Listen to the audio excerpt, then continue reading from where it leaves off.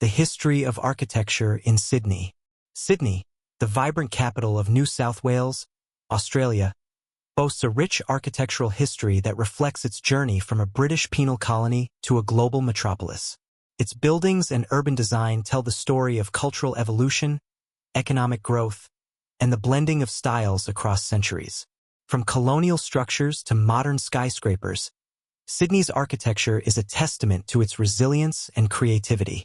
Colonial beginnings, 1788, mid-19th century. The history of Sydney's architecture began with the arrival of the First Fleet in 1788. The early structures were rudimentary and utilitarian, reflecting the immediate needs of the settlers. These buildings, constructed with local sandstone, included barracks, cottages, and government facilities. One of the earliest architectural landmarks was Cadman's Cottage, built in 1816. This simple Georgian-style structure served as the residence for the government coxswain and remains one of the oldest surviving buildings in Sydney. Under the governance of figures like Lachlan Macquarie, Sydney saw the introduction of more refined designs. Architects such as Francis Greenway played a pivotal role in shaping the city during this era. Greenway's works, including St. James Church and Hyde Park Barracks, showcased neoclassical influences and elevated the city's architectural aspirations. Victorian era, mid-19th century, early 20th century. The discovery of gold in the 1850s spurred economic prosperity, leading to a building boom in Sydney. The Victorian era brought ornate architectural styles, characterized by elaborate facades, intricate detailing, and the use of iron and glass. Iconic structures from this period include the Sydney Town Hall, 1889, designed in the French Second Empire style, and the Queen Victoria Building, QVB, completed in 1898. The QVB, with its Romanesque revival design and impressive central dome, became a symbol of Sydney's newfound confidence and wealth. Federation style, 1901-1920s. The Federation period coincided with Australia's unification as a nation in 1901. This era gave rise to a unique architectural style that blended elements of British Edwardian and Australian vernacular designs. Homes and public buildings often featured red brickwork, decorative timber fretwork, and verandas. Federation architecture remains visible in Sydney's suburbs, with examples like Federation bungalows and Federation Queen and homes. Public buildings, such as railway stations and schools, also embraced this style, reflecting national pride and identity. Modernism and the interwar period, 1920s to 1950s. The interwar years introduced modernist architecture to Sydney.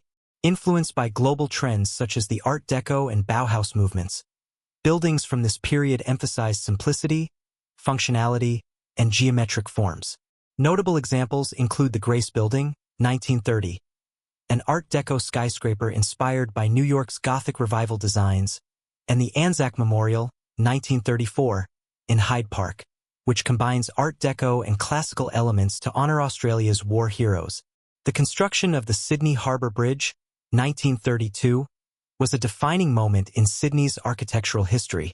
Designed by Dorman Long and Company, this steel arch bridge became an engineering marvel and an enduring symbol of the city. Post-war expansion and international style, 1950s to 1970s. The post-war period brought rapid urbanization and the rise of the international style. Architects embraced clean lines, open spaces, and modern materials such as concrete and glass. One of the most significant projects of this era was the Sydney Opera House, 1973. Designed by Danish architect Jorn Utzon, the Opera House is a masterpiece of modern architecture, known for its iconic sail-like shells. It has become a UNESCO World Heritage Site and a global symbol of Sydney. Contemporary architecture, 1980s present. In recent decades, Sydney has continued to evolve, blending innovative designs with environmental sustainability. Modern skyscrapers, such as the Chifley Tower, 1992, and Barangaroo Reserve, 2015, showcase the city's commitment to green architecture and urban regeneration. Heritage preservation has also gained importance, with efforts to restore and repurpose historic buildings. The adaptive reuse of structures like the Rocks Precinct highlights the balance between conserving history and meeting modern needs.